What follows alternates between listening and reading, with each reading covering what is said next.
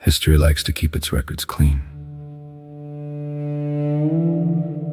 It likes to focus on the victors and the neat, partition maps of the world.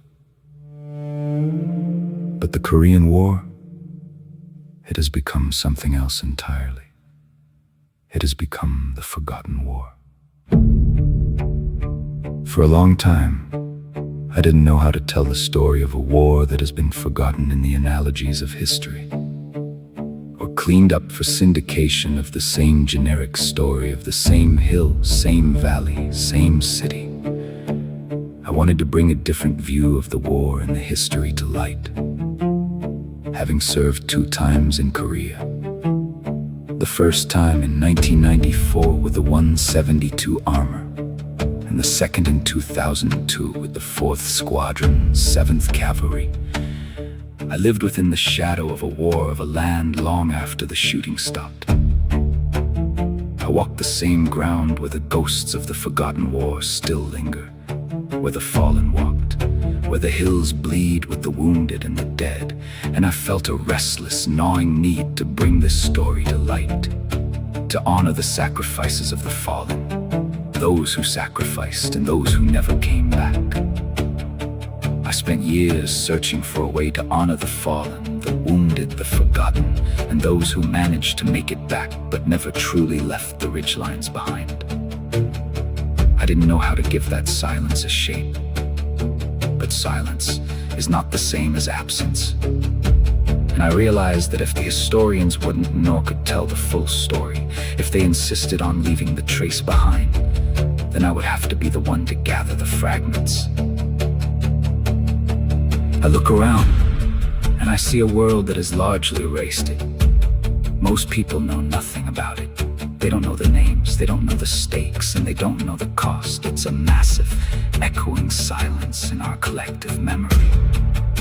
But silence is not the same as absence. 21 nations stepped into that frozen hell.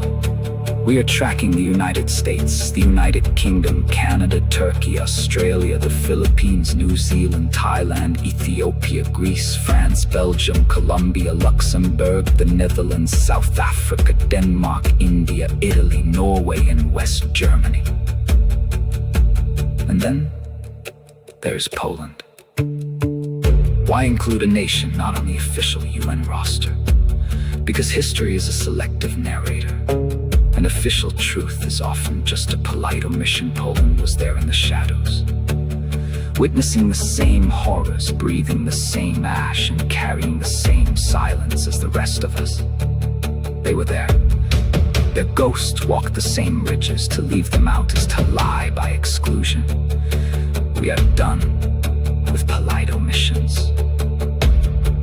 But this anthology isn't just about the maps. It is about the human bridge. Our mission is to highlight the vertical reality of war. We are tracing the line from the commander in the bunker to the soldier in the mud. We are documenting the weight of the order and the grit of the man who had to carry it out. We are pulling these stories from the archives and the personal letters to show that this wasn't a forgotten conflict. It was a world-altering sacrifice that deserves to be remembered. If you question the accuracy of our approach, if you ask why we use music to bridge the gaps where the archives are missing, I offer you the words of Aristotle.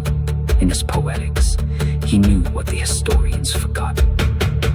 Poetry is more philosophical and more serious than history, for poetry expresses the universal and history only the particular. We aren't just listing dates. We are revealing the universal truth of what it meant to stand in that freezing cold. We have hunted down the fragments, the commanders like Kriang Sakchamanan, and the soldiers whose names were almost lost to time. We have built this anthology out of the trace, those fragments Paul Ricoeur called the presence of the retracted thing. We have used the feel of various styles of music, the folk of the mountains, the punk of the trenches, the industrial grind of the hospital ward, to give a voice to the retracted. This is not a textbook. It is a witness. It is my own answer to the silence.